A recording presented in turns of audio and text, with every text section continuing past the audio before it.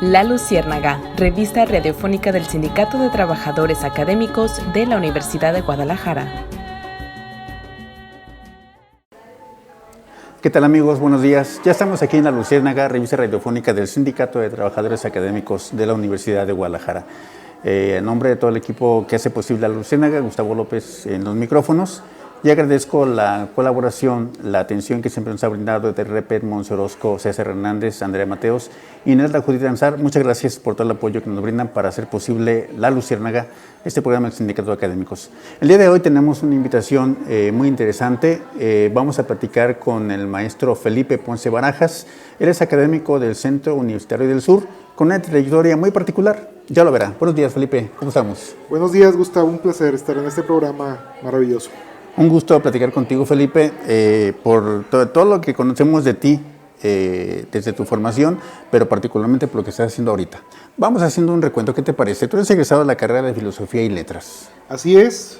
Salí de Filosofía y Letras en el año 97, en la década de los 90s.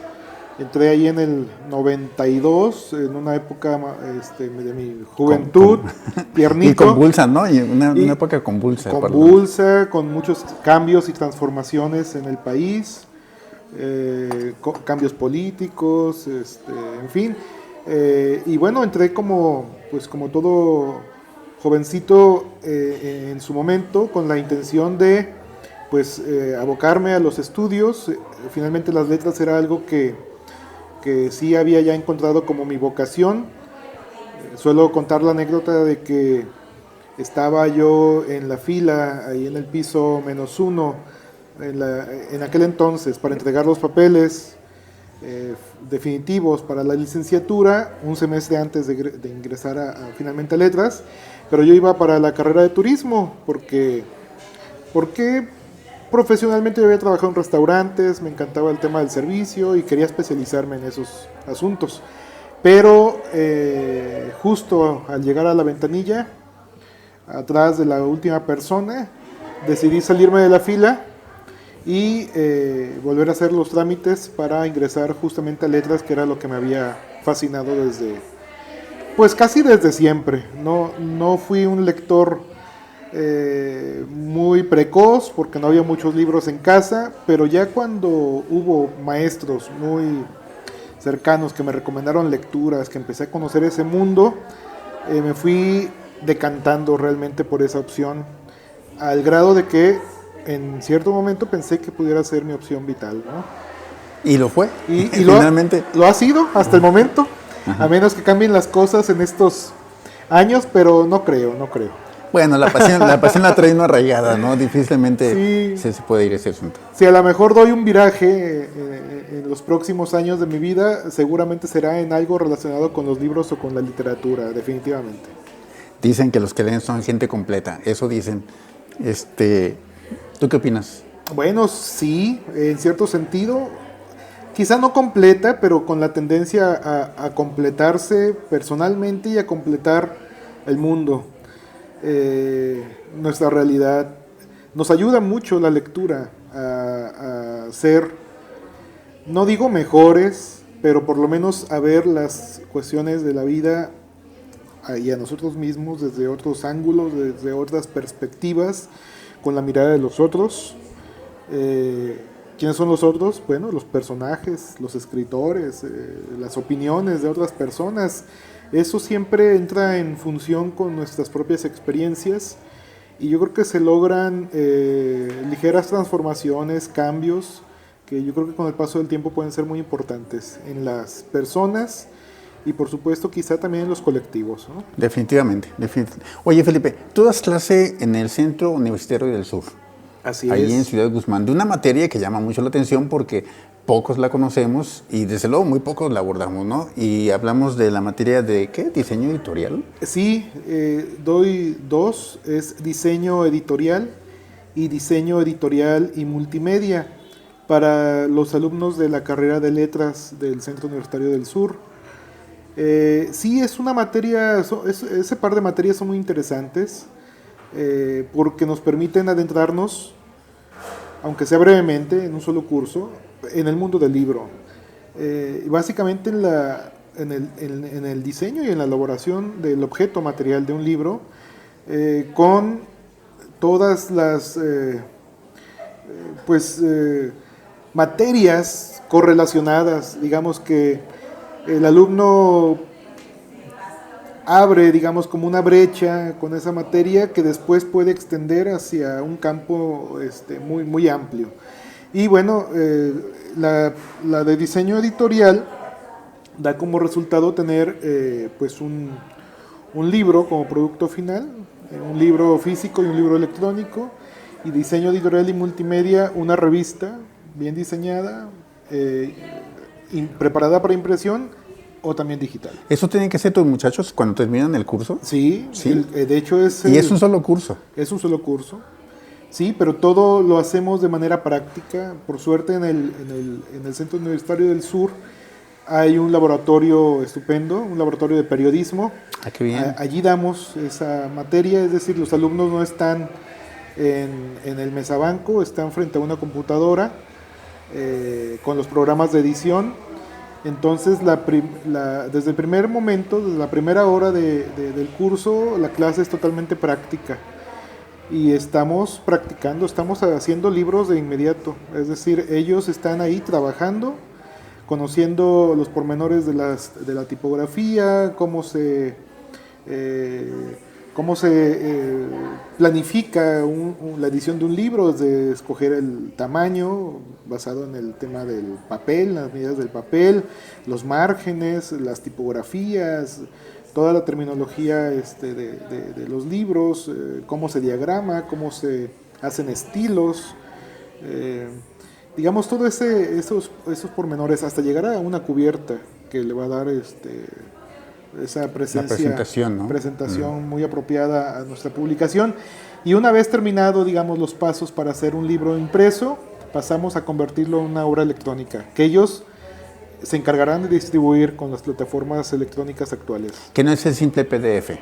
No, un PDF, yo ya les puedo decir a todos nuestros compañeros académicos que un PDF es, digamos, una tablilla cuneiforme para valga la expresión, amigos, para ponernos como en sintonía comparado con nuestro libro impreso actual. O sea, así de viejo es y así ya de inadecuado para la lectura. No, el libro electrónico actualmente, desde hace muchos años, es un libro que podemos denominar EPUB en español, EPUB, digamos con la terminación en inglés o con la pronunciación en inglés. EPUB, que significa Electronic Publication. Y es un formato universal, estandarizado, que permite que el texto, el contenido del libro, se adecue perfectamente a cualquier dispositivo de lectura. Sea un teléfono celular, una tableta e-reader para lectura exclusiva de libros electrónicos, una tableta común y corriente para ver cualquier información, la pantalla de una computadora, una laptop, incluso una televisión o cualquier pantalla, digamos, modificable o móvil. Se adapta la tipografía, las letras, el contenido, se adapta como si fuera, voy a decir la expresión, algo líquido, y se puede modificar tanto el tamaño como la tipografía al gusto del lector, para que la experiencia de lectura sea lo más positiva y lo más adecuada a los gustos y usos. Disfrutable, ¿no? Disfrutable, sí, para el lector, ¿sí? El PDF, al contrario, no es rígido, por eso decía yo que parecía una tablilla cuneiforme, es rígido, duro, voy a rizar el rizo, quebradizo en el sentido de que pues no se puede acomodar. Si uno quiere leer un PDF en un libro electrónico, es una tarea complicadita, porque ahí está uno con los deditos moviéndole, haciendo el zoom, ampliando y acercándonos, luego se mueve y no sabemos finalmente cómo. O sea, es una lectura tortuosa, ¿no? Bueno, amigos, ustedes se preguntarán por qué Felipe Ponce habla en este tenor de la publicación electrónica. Bueno, pues porque es un experto en la materia, está dando la materia en Incusur y nos está sorprendiendo con este tipo de comentarios, porque bueno, nos ilustra y nos hace entender mejor este mundo de la publicación. en donde Felipe lleva a sus alumnos a la publicación de un libro, de una revista. No es cosa fácil, además en un curso. No, y me siento muy contento porque ellos se estimulan mucho al ver el trabajo de su semestre, al verlo publicado en plataformas como Amazon. Dicen que es el primer hijo de uno, ¿no? Que es como un hijo. Claro, y ellos se entusiasman. Ellos suelen publicar sus propios escritos, sus compilaciones de sus trabajos de la licenciatura, antologías que hacen de sus propios compañeros. Es decir, ellos empiezan a ejercitar justamente una labor editorial, no solamente en la gestión de la física de las obras, sino en toda la concepción, digamos, de planeación de una publicación. Y es altamente gratificante, por supuesto, para mí como profesor, por supuesto, pero creo que muchísimo más para los alumnos ver los resultados. Y he visto trabajos realmente notables. Pues muy interesante. Además, CUSUR es un centro universitario muy movido en el ambiente literario. Bueno, sí. Valga la herencia de Juan José Arriola, Clemente Orozco y algunos amigos que tenemos por ahí, en Ricardo Sigala, por ejemplo, una persona activísima en la materia de publicación, en el periodismo cultural. Los muchachos se involucran con esos procesos. ¿Qué pasa en CUSUR? Es un polo de desarrollo cultural importantísimo, Ciudad Guzmán. Digamos que toda la región del sur de Jalisco, Sayula, Ciudad Guzmán, son entidades, ciudades que han aportado mucho a la cultura de Jalisco y del país. Y bueno, sí, particularmente Ciudad Guzmán con el centro universitario ya vino a darle una formalidad extraordinaria, y justamente con la creación de la licenciatura de letras en el CUSUR renovó y le dio un carácter muy profesional, muy sólido a lo que ya existía, por supuesto. Digamos que ahora ya, más allá de que la literatura sea vista como un hobby, como un pasatiempo, de pronto en un cierto sentido como una ocupación a lo mejor de las élites económicas o de muchachos vagos que sin oficio ni beneficio, como suele de pronto decirse, todavía no. El CUSUR ya vino a darle el carácter formal, universitario, a esa actividad de la cultura, de la creatividad, que es la literatura, y además el carácter de pues un área de investigación formal, de creación de conocimiento y de investigación de la propia literatura. Entonces, sí vino a abonar muy positivamente en la profesionalización de esta área. Yo podría decir que está fortaleciendo la tradición de Ciudad Guzmán. Sí, sin duda viene a sumarse a esa gran tradición de tiempo A. ¿no? Bueno, amigos, pues estamos aquí en La Luciérnaga platicando con el maestro Felipe Ponce Barajas, académico del Centro Universitario del Sur, aquí en La Luciérnaga, revista radiofónica del Sindicato de Trabajadores Académicos de la Universidad de Guadalajara. Vamos a un corte y regresamos. La Luciérnaga, sigue la bioluminiscencia. En un momento regresamos.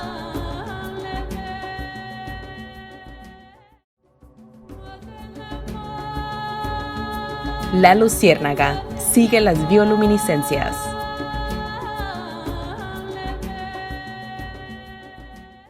Bueno, amigos, ya estamos de regreso aquí en La Luciérnaga, revista radiofónica del Sindicato de Trabajadores Académicos de la Universidad de Guadalajara. Estamos platicando con el maestro Felipe Ponce Barajas, académico del Centro Universitario del Sur. Felipe, pues qué maravilla que estés trabajando esta materia que uno no se imagina que se cursa. Se imagina uno a los muchachos de letras leyendo, corrigiendo, haciendo estilo, casi como filósofos, ¿no? Sí, un poco. Pero me estás hablando de un trabajo muy práctico. Es verdad, en mi tiempo no existía, por ejemplo, esta especialización, y ahora veo los programas de la licenciatura y tienden justamente a especializar a los estudiantes de letras, y me parece muy positivo. Es decir, porque aparte de los conocimientos teóricos, de la capacidad de discernimiento, de lectura, de comprensión, etcétera, y de escritura, pues también hay se está enseñando, un oficio tal cual. Yo lo digo de este modo, a pesar de que estemos en una licenciatura, finalmente se enseña un oficio que es el de la edición, que aunque estamos hablando ya de bytes y de computadoras, programas, de diseño, cosas muy especializadas, en esencia tiene conocimientos que se recogen incluso desde la Edad Media y que pasan por las enseñanzas de Gutenberg, todo el siglo XVI, XVIII, etcétera, y son particularidades, singularidades que un buen diseñador tipográfico con estudios de letras debe saber y debe aplicar. Bueno, amigos, tal vez ustedes se hayan topado alguna ocasión, se hayan encontrado con alguna publicación que produce nuestro amigo Felipe, porque han de saber ustedes que él fundó una editorial. Bueno, a la fecha van 3, pero él es fundador de la editorial Arlequín. ¿Hace cuánto tiempo? No, ahorita lo vamos a preguntar. Pero además, después de ello surgió Página 6, y yo recuerdo Página 6 porque alguien llegó a un centro escolar donde yo trabajaba, de educación media básica, a presentar Página 6, ¿no? A poner Página 6. Y yo le dije, no, yo tengo un buen amigo, se llama Felipe Ponce. Y luego recientemente una nueva editorial con un sello muy particular, una característica particular. Vamos empezando por Arlequín. ¿Hace cuánto fundaste? ¿Por qué te dedicaste a esto de las publicaciones? Bueno, fue natural cuando estaba estudiando letras. Fue natural que nos reuniéramos con muchos colegas, con amigos, y que quisiéramos publicar de manera formal nuestros propios escritos y los escritos de otros colegas, otros amigos. Y más que ir, tocar puertas y solicitar audiencia para presentar proyectos, a nosotros se nos ocurrió, bueno, pues vamos haciéndolo por nosotros mismos, ¿no? Y montamos una editorial.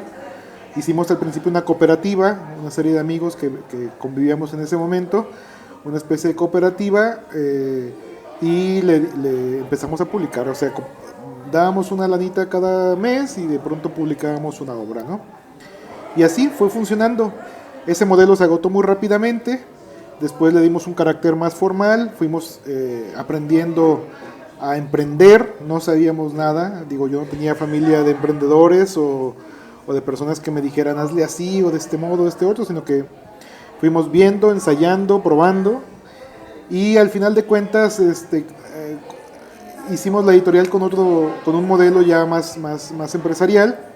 Y a la par iba creciendo la editorial en número de publicaciones. Empezamos a publicarnos, como decía, a nosotros mismos, después a otros colegas, después a nuestros maestros, después a otras personas externas, a otros poetas, narradores nacionales, después extranjeros, y así ha ido creciendo, ¿no? ¿De qué año estamos hablando? ¿Cuándo empezó ese asunto? Estamos hablando del año 1994, en Guadalajara. Eras todavía estudiante, creo. Yo era estudiante de letras todavía. Ajá.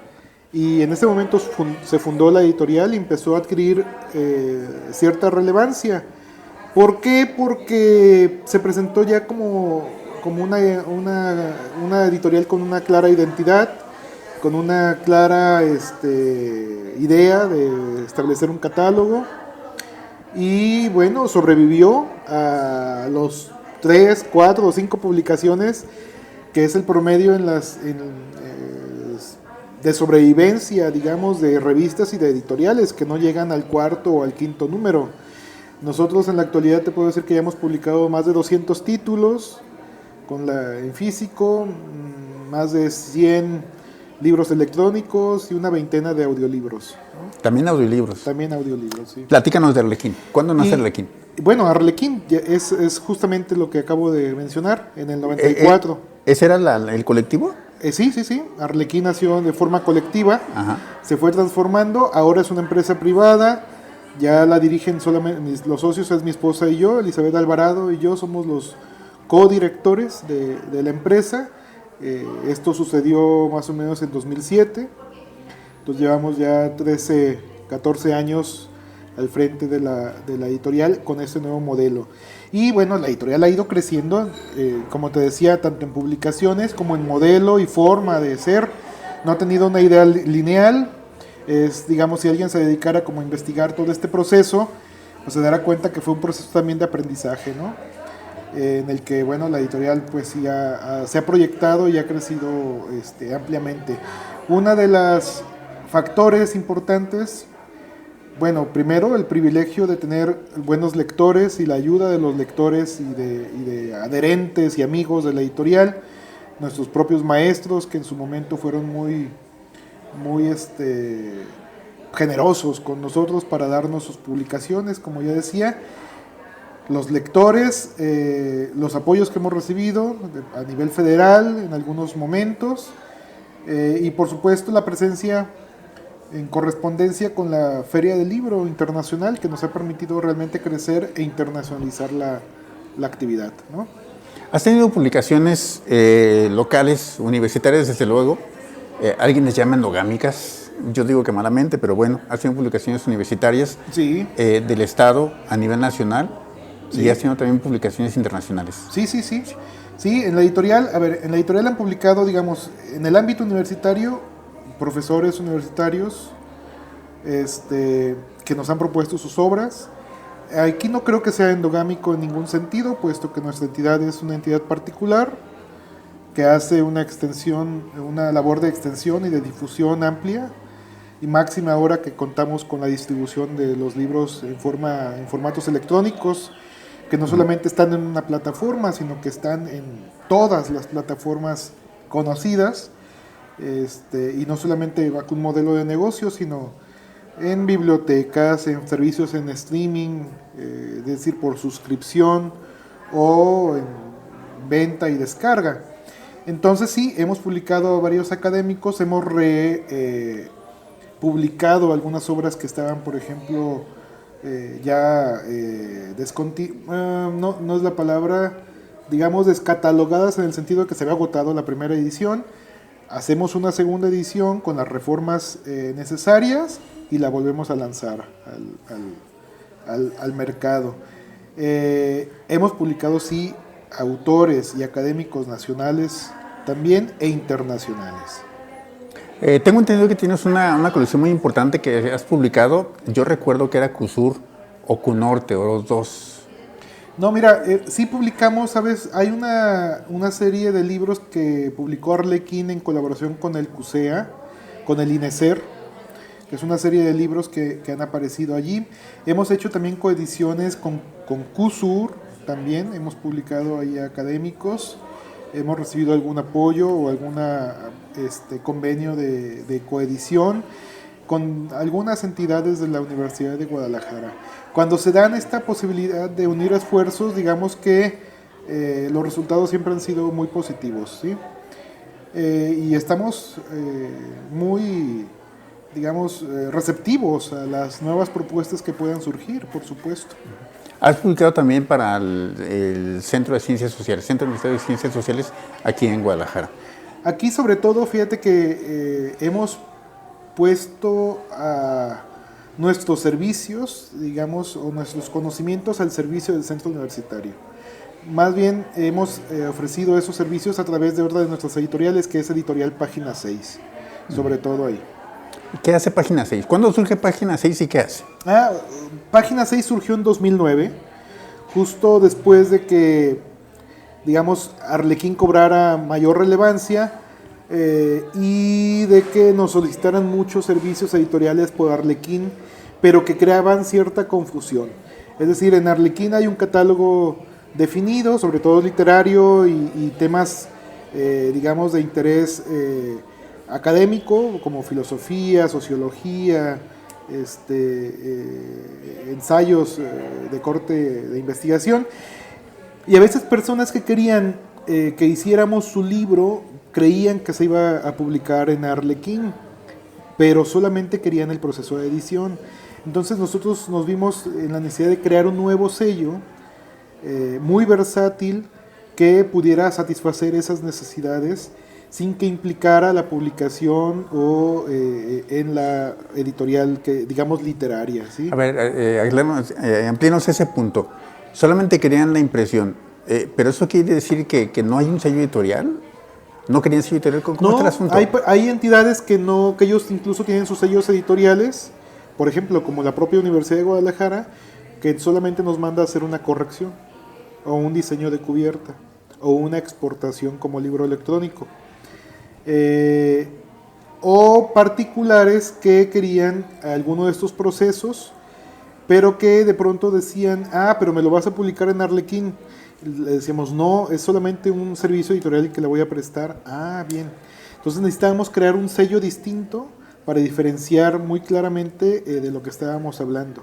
Por eso se creó Página 6. O sea, si yo voy a Arlequín y solicito la publicación de mi libro en materia deportiva, en medicina deportiva, quiero que lo publique Arlequín, entonces Arlequín cuida su sello, cuida su imagen. Sí, probablemente Arlequín te diría, Gustavo, no, porque nosotros no tenemos colecciones de esa naturaleza, pero tenemos Página 6, la alternativa de Página 6, donde sí te podemos hacer tu libro, con mucho gusto. Interesante, o sea, abrieron la posibilidad a esa tendencia que se empezaba a presentar. Sí, porque además hay que decir una cosa, en Arlequín es una editorial que nosotros seleccionamos muy cuidadosamente lo que publicamos. No que no se entienda esto como una exclusión, sino que vigilamos que los temas, sobre todo en el ámbito estrictamente literario, sean los que más nos interesan, ¿sí? Porque alguien puede decir, oye, ¿cuánto cuesta publicar en Arlequín? De hecho, esa pregunta me lo han dicho. Es muy frecuente, ¿no? Sí, no, bueno, les digo, no cuesta nada. Bien, entonces te mando ahorita mis textos, mira, tengo este libro.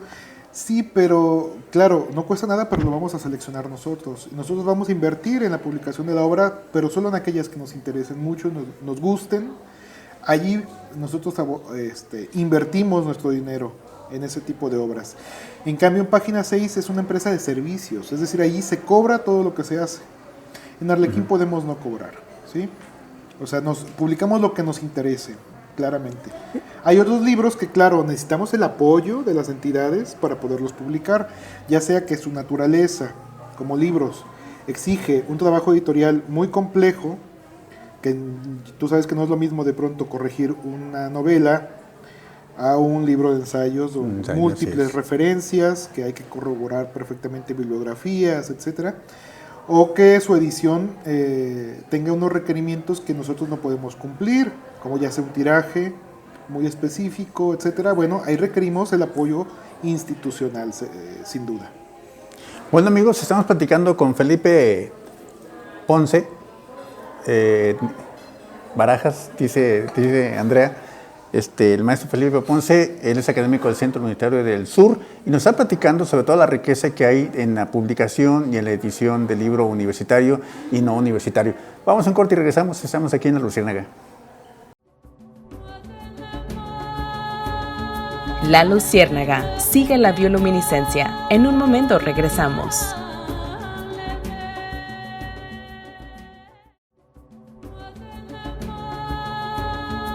La Luciérnaga, sigue las bioluminiscencias.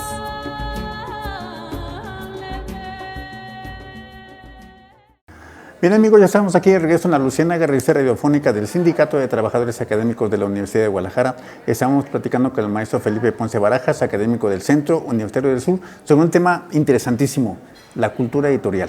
Él es académico de la carrera de letras de allá de CUSUR, impartiendo esta materia novedosa, esta materia importante que le permite a las nuevas generaciones diseñar, preparar y publicar su libro, su revista y todos estos medios de comunicación que resultan indispensables en este tiempo.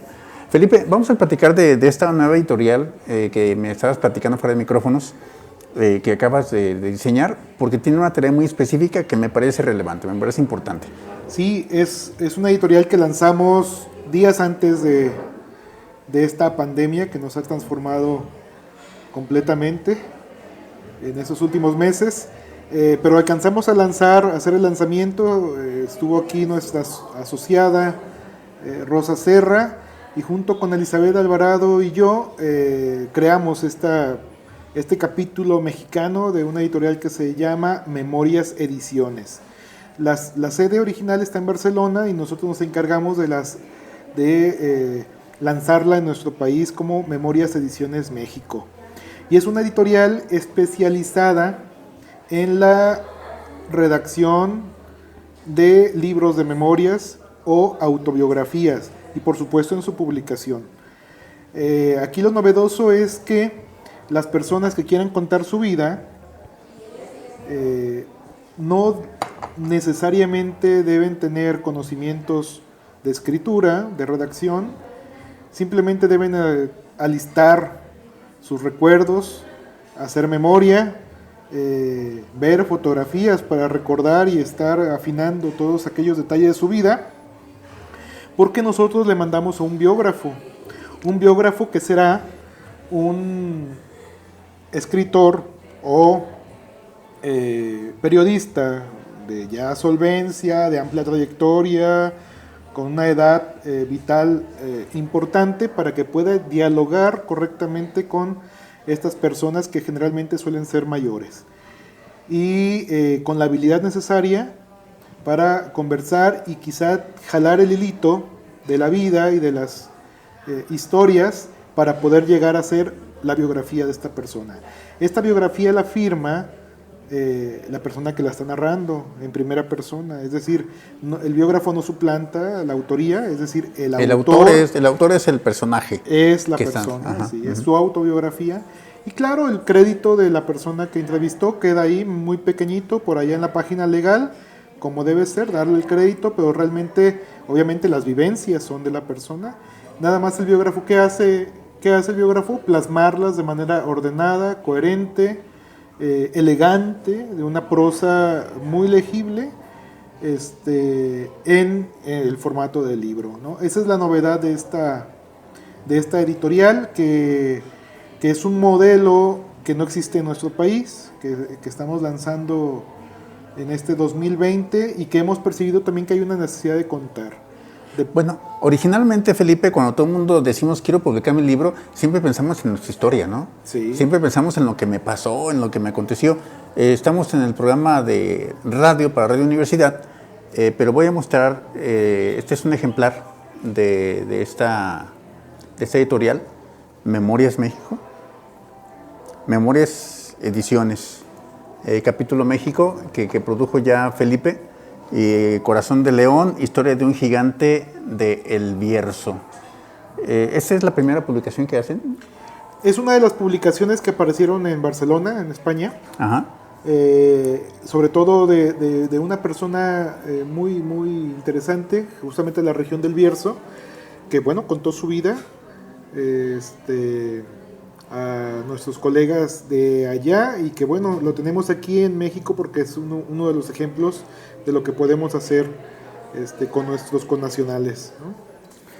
¿Cómo les ha ido con esta propuesta? Porque es antojable, es muy antojable. Sí, nos ha ido bien en muchos sentidos. No hemos todavía publicado porque estuvimos en medio de esta situación de la pandemia. He hecho muchas cotizaciones que se han ido, digamos, posponiendo, justamente porque las personas ahora prefieren priorizar, justamente por la incertidumbre existente todavía en el campo laboral, ¿sí? en el tema económico. Entonces, bueno, están latentes allí, y yo sigo trabajando y dando a conocer esta editorial porque sé que hay un sector de la población que sería muy proclive a necesitar estos servicios. Más allá de que sea un servicio que le permita a alguien tener su biografía así nada más en abstracto, nosotros lo vemos también como un legado que la persona le puede dejar a las nuevas generaciones, a su propia familia. Incluso lo vemos nosotros como una aportación desde el punto de vista sociológico e histórico, puesto que estas vidas particulares, al final de cuentas, nos dan una visión de la historiografía de una época que será muy importante en el futuro, ¿sí? No solamente lo vemos como un legado que es importantísimo, un legado familiar que le permitirá a la quinta generación saber quién era el patriarca, digamos, de esa familia, o la matriarca en ciertas épocas, sino que con el paso incluso de los ciclos será importante para aquellas generaciones que de pronto nosotros seamos el objeto de su estudio, ¿sí? Me recuerda mucho, este tipo de publicaciones se acercaría mucho a aquello que es la microhistoria, ¿no? Sí. Pero a una microhistoria muy familiar, muy dirigida a un grupo social determinado, ¿no? Sí, pues recuerda tú que en la antigüedad de pronto llegamos a saber cuestiones, digamos, importantes que nos son reveladas justamente con documentos o con detalles de la vida cotidiana de las personas, y eso suele ser muy interesante. Digamos que la historia no está hecha solamente por los grandes acontecimientos, sino por aquellos elementos que pueden pasar incluso como desapercibidos, pero que son grandes detalles para entender justamente la vida en determinada época, ¿no? Digamos, ahorita viene a mi mente, por ejemplo, aquellos arqueólogos que han desentrañado, por ejemplo, recetas para hacer salsas que hacían, por ejemplo, los romanos. Uh-huh. Entonces, actualmente hay incluso personas que se han dedicado a replicar ese tipo de salsas hechas a base de pescado, que eran muy comunes, por ejemplo, en la época del Imperio Romano. O las personas que hacen investigación, por ejemplo, en nuestras comunidades indígenas, del uso de los colores, cuyos pigmentos son de origen prehispánico totalmente, que algunos usos se han perdido y que otros perviven. En fin, ese tipo de detalles pequeñitos cobran una trascendencia importante. Yo creo que recogidos en un libro de memorias, pues cobran una relevancia especial. Además, ¿cuántas veces hemos lamentado la pérdida de un ser querido importante? Un abuelo, un tío, una tía, una abuela, una madre, muy importante, que se lleva consigo, lamentablemente, las historias de una familia, ¿sí? Así es. Uh-huh. ¿Cuántas veces solamente conocemos una pequeña parte de una gran aventura vital, que apenas percibimos o recordamos algún aspecto, pero ya no conocimos los detalles particulares que dieron, que quizás son incluso tan o más importantes que el resultado final de esa gran situación? Es vidas que pasaron por vicisitudes tremendas, por guerras, por hambrunas, historias de éxito de muchas personas, historias de pobreza, historias de riqueza, etcétera. La vida está llena de ese tipo, y todas las vidas son importantes, ¿eh? Todas las vidas merecen ser contadas. Aquí no hay vida más importante que otra. Toda vida de un ser humano es una gran aventura, y justamente nosotros, en la editorial Memorias Ediciones, la ponemos a disposición para que puedan las personas interesadas lograr ese cometido. Oye, Felipe, me nace una pregunta. Cuando hacemos una publicación siempre hay un tiraje. Antaño eran tirajes de 1000, 2000 ejemplares. La dinámica ha cambiado. Luego se redujeron a 500, luego a 300. Pero en este caso de memorias, ¿cuál es el tiraje? Podemos hacer realmente desde un solo ejemplar. Ya he hecho libros, he hecho ediciones de un solo ejemplar, que en algún caso me ha dicho, yo solamente quiero uno y lo voy a guardar en mi caja fuerte. Venga, lo hacemos. Pero en las memorias el mínimo puede ser 50, incluso menos. He hecho tirajes de 30 ejemplares, 20 ejemplares. En el caso de las memorias entendemos que el tiraje siempre será pequeño porque en principio las personas lo quieren solamente para compartirlo en la familia. No es un elemento comercial. No siempre, sí puede serlo. También depende de la decisión y la voluntad de las personas, pero la mayoría de las veces es un libro de consumo privado, interno, que puede ser de un tiraje mediano de 200, 300 o muy pequeño de 50 ejemplares, pero solamente para la familia. Hay personas que sí lo desean, que sí desean dar a conocer la vida, no necesariamente porque sean personas de actividad pública, personas comunes y corrientes que sí quieren dar a conocer su libro ampliamente, y aquellas personas también que tienen un filón público, ya que sea que son artistas, son entidades de la cultura, del arte, de la política. Bueno, ellas sí querrán que su libro se difunda ampliamente, y bueno, eso lo podemos hacer, pero perfectamente. Más de alguien se preguntará, Felipe, la validez de estos libros. ¿Esta publicación tiene la validez de un libro como cualquier otro? Por supuesto, porque tienen un ISBN. digamos que cumplimos todas las reglas que nos pone la ley del derecho de autor, es decir, que cada libro mexicano debe tener un sello editorial, un ISBN, que es el número de identificación internacional para los libros impresos o electrónicos, etcétera. Cumplimos con todas las formalidades habidas para la publicación de los libros.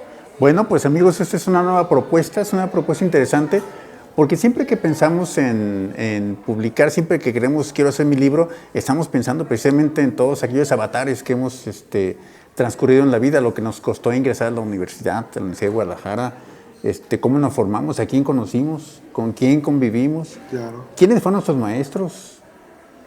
Bueno, todo aquello representa entonces una oportunidad que puede quedar plasmada en un libro y en un libro formal. No sería solamente un diario como solía hacerse en aquellos viejos tiempos. Amigos, estamos en la Luciérnaga, revista radiofónica del Sindicato de Trabajadores Académicos de la Universidad de Guadalajara, y estamos platicando con el maestro Felipe Ponce Barajas, académico del Centro Universitario del Sur. Regresamos, vamos a un corte. La Luciérnaga sigue la bioluminiscencia. En un momento regresamos.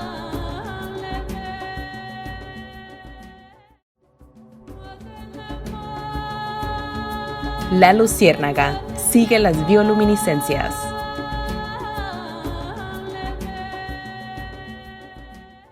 Bueno amigos, ya estamos aquí de regreso en la Luciérnaga, revista radiofónica del Sindicato de Trabajadores Académicos de la Universidad de Guadalajara.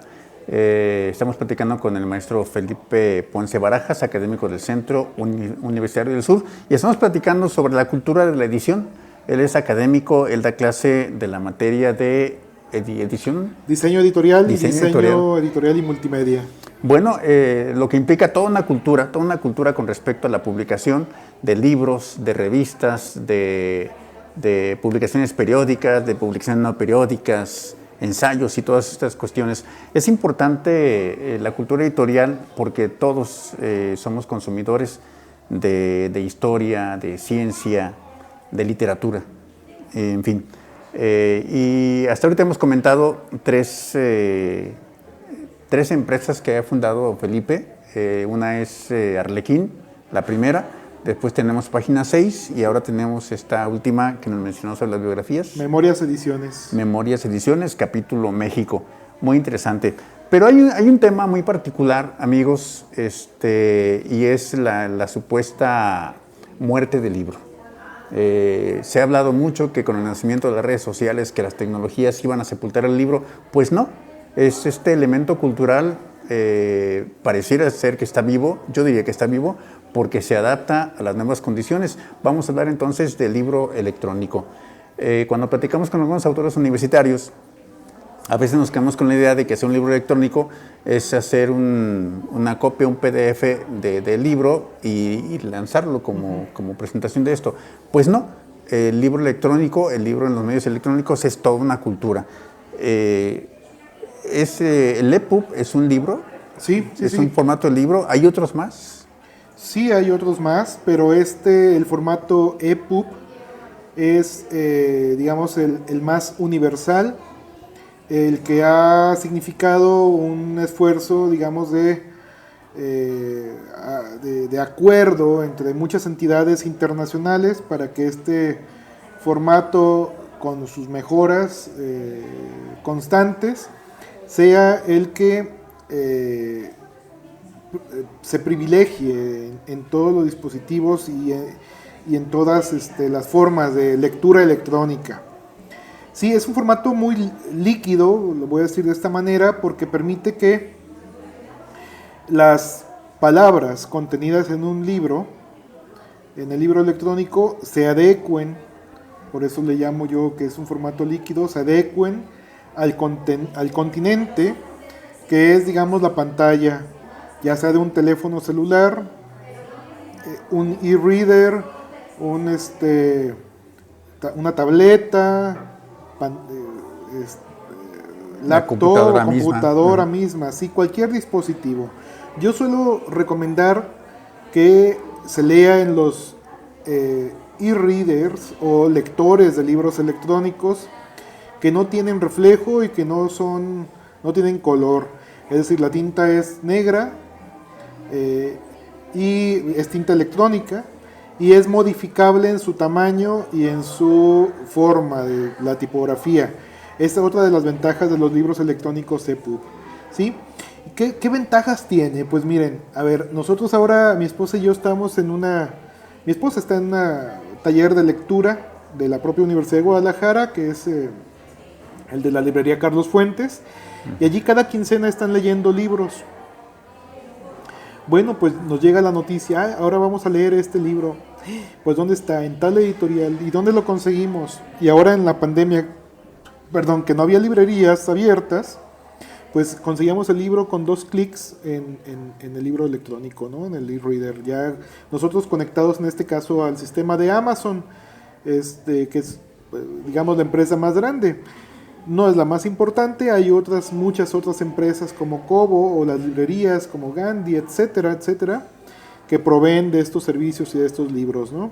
Así es que es un abanico de posibilidades impresionante. En el ámbito académico está cada vez cobrando mayor importancia, además, porque los investigadores pueden hacer uso de estas plataformas, distribuir sus libros, ser potencialmente leídos por otros académicos o por público diverso, pero si son otros académicos pueden ser citados también.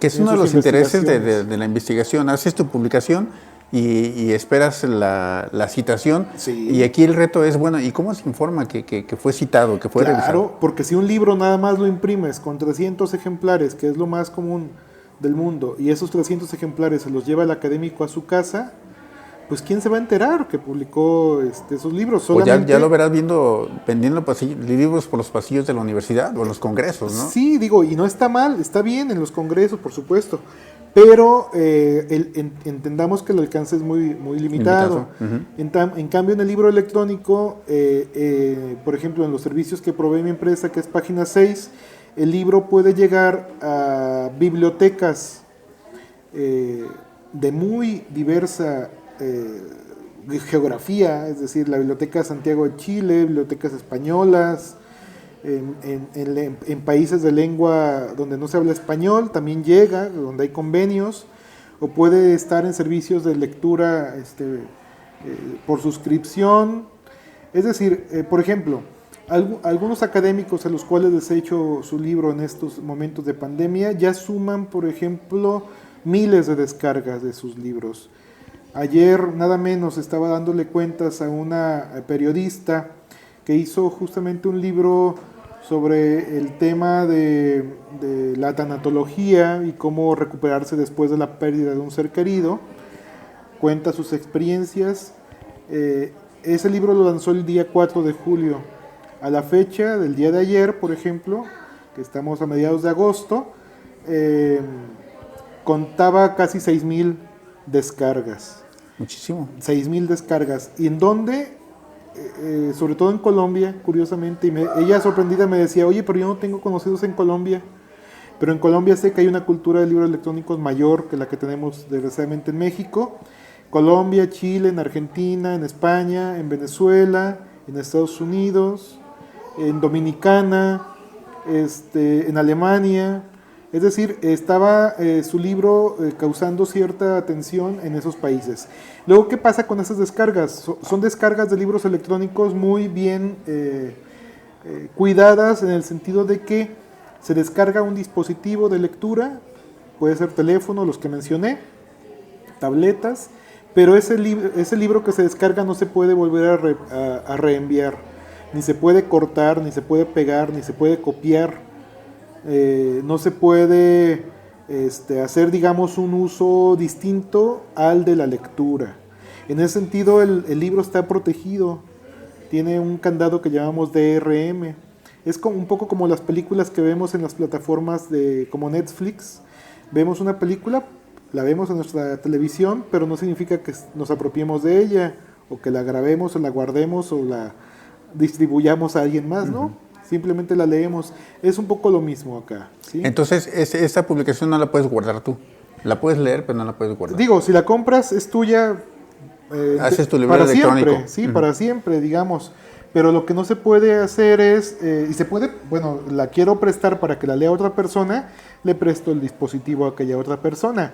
Lo que no puedo hacer es reenviarla por correo electrónico. Eso quiere decir, Felipe, de que, por ejemplo, yo tengo el libro en mi teléfono y no lo puedo pasar a mi computadora o a mi tableta. Ah, no, sí, eso sí ¿Sí? se puede hacer, porque hay unos estándares, hasta donde yo sé, lo puedes poner hasta en 6 dispositivos, porque se entiende que estamos rodeados de dispositivos.